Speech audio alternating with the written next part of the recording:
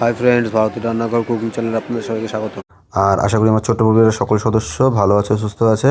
মাঝে অনেক কদিন ভিডিও দিতে পারিনি, সেই জন্য আমি দুঃখিত। আর আজকে নিয়ে চলে এসেছি কিন্তু একটা দুর্দান্ত রেসিপি, চিকেন কষা, যেটা সবার খুব প্রিয় রেসিপি। তো চিকেন কষা বানানোর জন্য প্রথমে আমি চিকেনটা ম্যারিনেশন করব। তো ম্যারিনেশনের জন্য প্রথমে দিয়ে দিচ্ছি হাফ টি স্পুন হলুদ গুঁড়া,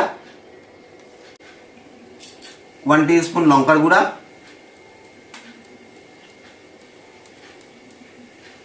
তারপর দিচ্ছি 1 টেবিল স্পুন জিরা গুঁড়ো, আর দিয়ে নিব 1 টেবিল স্পুন ধনে গুঁড়ো।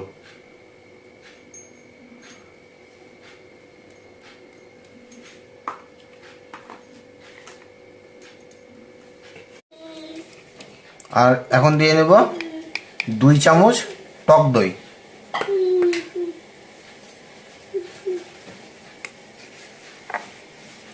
এখন স্বাদ মতো লবণ।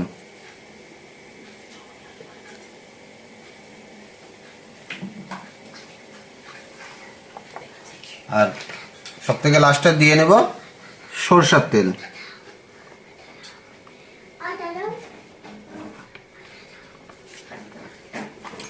এবার সব মশলা আর দইটা ভালো করে মাংসের সাথে মাখিয়ে নেব।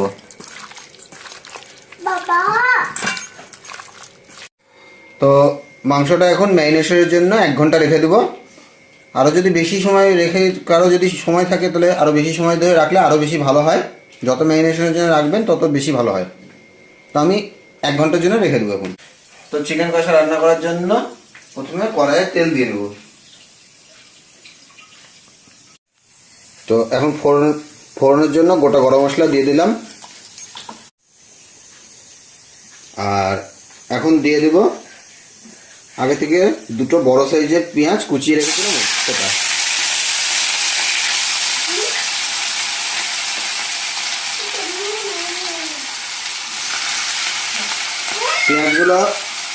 পেঁয়াজগুলো আমি ভালো করে ভেজে নেব যতক্ষণ না পেঁয়াজগুলো একদম লাল লাল হয়ে যায়।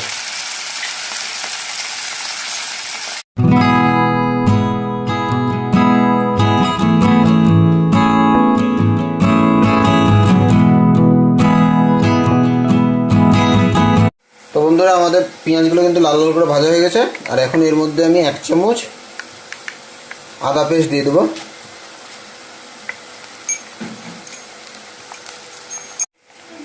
আর এখন দিয়ে নেব 1 চামচ রসুন বাটা। তো আপনারা দেখতেই পাচ্ছেন আদা রসুনের পেস্টটা যে দিয়েছিলাম সেখান থেকে কিন্তু তেল ছেড়ে দিয়েছে। আর এখন এর মধ্যে একটা গোটা কুচিয়ে রাখা টমেটো অ্যাড করে দেবো আমি।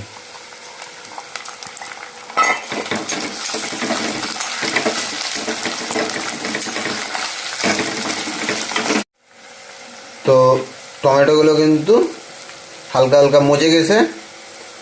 আর এখন আমি চিকেনগুলো, যেহেতু আমার 1 ঘন্টা ম্যারিনেশন হয়েও গেছে, তো আমি এখন চিকেনগুলো এর মধ্যে দিয়ে দেবো।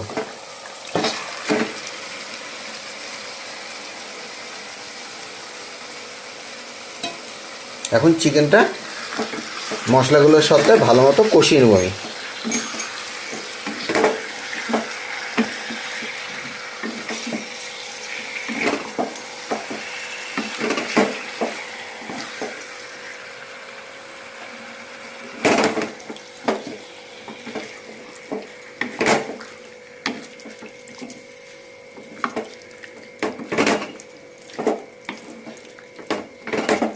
তো আমাদের চিকেন কষে গেছে বন্ধুরা। আর এখন এর মধ্যে সামান্য জল দিয়ে দেব। আর জল দিয়ে আমি এটা ভালো মতো সেদ্ধ হওয়ার জন্য চিকেনটা ঢেকে দেবো।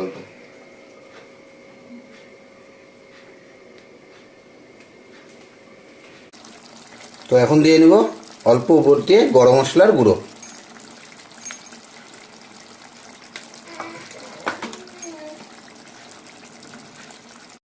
তো বন্ধুরা, দেখলেন চিকেন কষা আমি কত সহজে বানালাম।